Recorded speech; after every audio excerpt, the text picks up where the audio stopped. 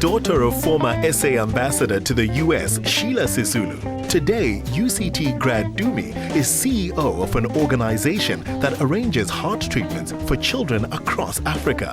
Tumi, you've grown up in such an influential family. How has that had an impact on your life?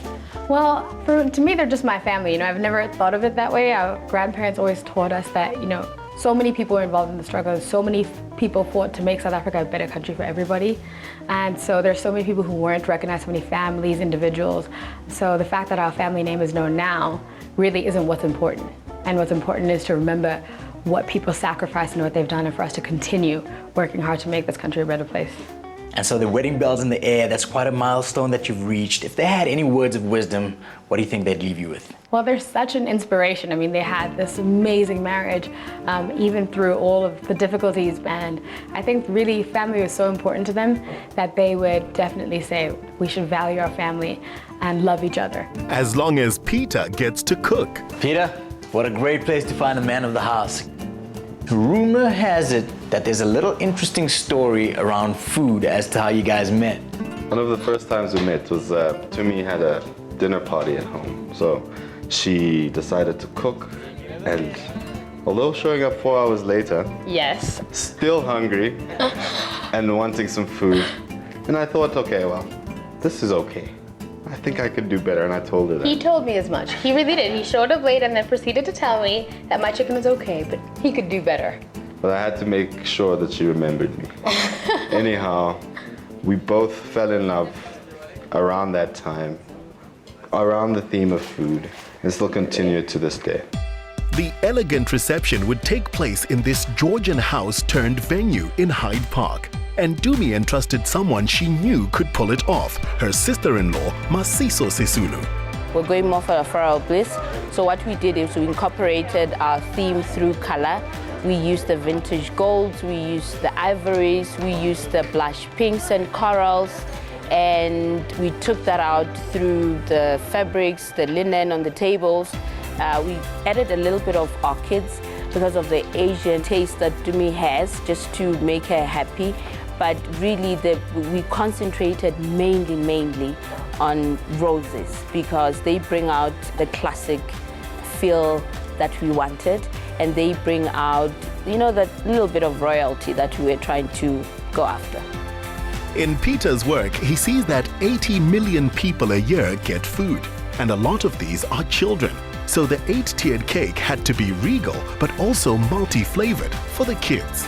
We met with Tumi and MASEEISO to discuss her ideal cake for her wedding, and she basically showed us 5 different cakes which we had to put together for it to flow properly. All the flowers that we made are handcrafted. She wanted the coral and the gold to match with the theme, and a very big cake that would match her dress and the wedding, as it is a very big wedding. No one was going to forget this cake. Ensuring that Tumi's bridal gown lives long in the memory of the guests, designer David Tlale made sure it was a stunning original. So I walk in there and I'm like, hi, I'm Tumi. And I'm like, I get my iPad out, right? Before I can even get out my bag, David's like, stop right there. Don't show me a picture. You don't go to the doctor and say, hi doctor, I've got a cold or whatever, and I need Panado. You get there and you ask, the doctor assesses you and they tell you what, and prescribes the relevant medication. So same process here. And it was the best thing ever because then David told me to tell him what I wanted. And I couldn't find it anywhere, so I was like, okay, I want this, I want a lot of detail, I want a lot of drama, but not in size, I want something kind of lacy on the top, but basically everything he did, he just took my words and turned them into this sketch that was absolutely what I wanted, and I'm like blown over, honestly. We sourced fabrics, the lace we imported, which is like really, really beautiful, and also it's just wanted to keep it like the typical bridal silhouette, but with elements of freshness, and I think the color does magic. The Sisulu bridal party was a reminder to Peter and his groomsmen that he was marrying the granddaughter of Walter Sisulu, a king of the people's hearts. Peter wishes to be the same to his bride. Tumi grew up in America, spent some of her most formative years there, so I decided to get the ring there. It's really a global ring. It's flown more miles than a lot of people who are here today. And I'm just so proud to have it here. KONA, the best man, has it now, and he should show it to you. It's extremely sentimental. Peter took a lot of time picking it out, and so I'm hoping not to lose it. Peter marrying Tumi was a process that started a year into their relationship when her uncle Max Sisulu noted that the family is big and advised that, like a mountaineer, Peter should first survey the mountain before trying to climb it. Sadly, the one member not present was the bride's father, Lungi Sisulu, who passed away in October. But tradition dictates that the wedding should go on, and that's precisely how Lungi himself had felt about it. The Sisulu family is really still in mourning because Lungi passed away and was buried very recently, a few weeks ago. But knowing his condition and that it was always touch and go, even though we kept on coaxing him and saying, come on, give us more time, give us more time, he would simply just look at you and chuckle away in his typical mischievous mind. And he had already given his blessing, and he wanted that this wedding must not be delayed. But also, he did the unusual of being the witness who signs on behalf of the groom as the father-in-law.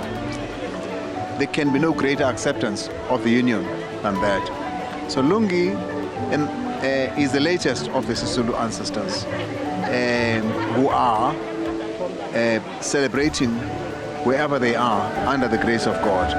The groom's love for Tumi shone through during their vows. She's a woman whose work life is dedicated to helping children get accessible medical care, earning her the respect of her Namibian in-laws. What a beautiful ceremony we've had. As Namibians, what is your message to the couple? I wish them that the Lord can bless them and keep them. And we are waiting really for our bride in Namibia. Tumi, welcome to Namibia with Peter. Manzanele, message to the beautiful couple. First of all, I would like to say that it's such a joy to see such a ceremony, and I wish them all the best in their future.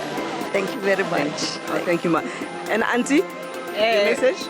The message is that this is a great beginning of the two people together, and we hope that the future will be as glorious and as wonderful as this wonderful day was. So was the wonderful service they had today. We wish them the best in their lives. To the beautiful couple, we wish them well, and to Peter, he showed us that he's a wonderful son-in-law, and we also in return know that he's receiving a wonderful wife, and we wish them all the good wishes, success, lots of children. We want to look after those grandchildren, we want to love them, and we wish them all the best in the world. Marriage is a very important institution, and that is why we get married.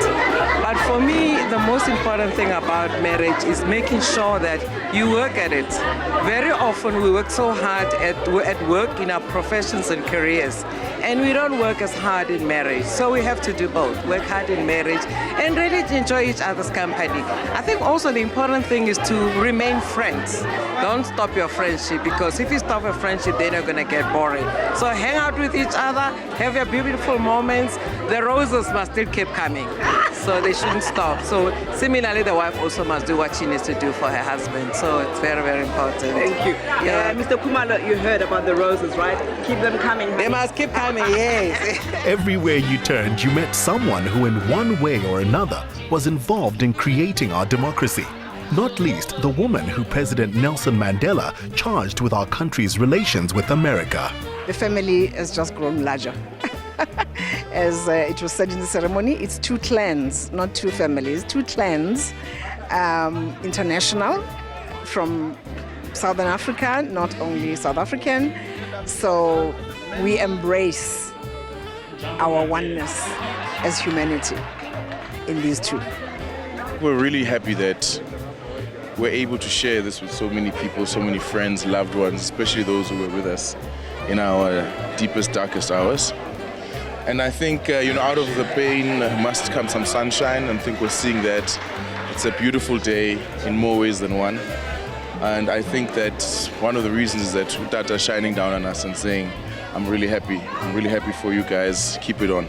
Message to Tumi no Peter. Guys, oh man, we love you so much. You guys have been an inspiration, and I hope you continue to love each other and keep that bond as strong as it ever has been. Tumi was a baby, and now she's, lady in her own right. So I'm happy for the mother. I'm happy for my brother, late brother Mlungisi, and I'm here to say thank you very much to all the people who came in support of this lovely occasion, but also in remembrance of my wonderful brother who just passed away just short of handing over their daughter to the young husband. The fun they had was very much in the spirit of Tumi's father, the activist and businessman who, whilst being the rock of the family, always saw the lighter side of life. Oh, it's been such a fantastic experience. We've had so many friends and family come out and support us. It was, a full room, and it was so lovely, and everybody seemed to be having a good time, and I hope everybody's ready to have a party and that they're having a good time even in there now, and we've just felt really loved and supported today, so we're very, very happy. I don't know if you caught me, but I shed a tear or two. It was absolutely spectacular. Absolutely mind-blowing. Thank you, David. Thank you, Tumi. Thank you, Abby. It's clear that in Peter and Tumi, another era of committed, selfless leaders is secure. People who want all of Africa to enjoy a good life.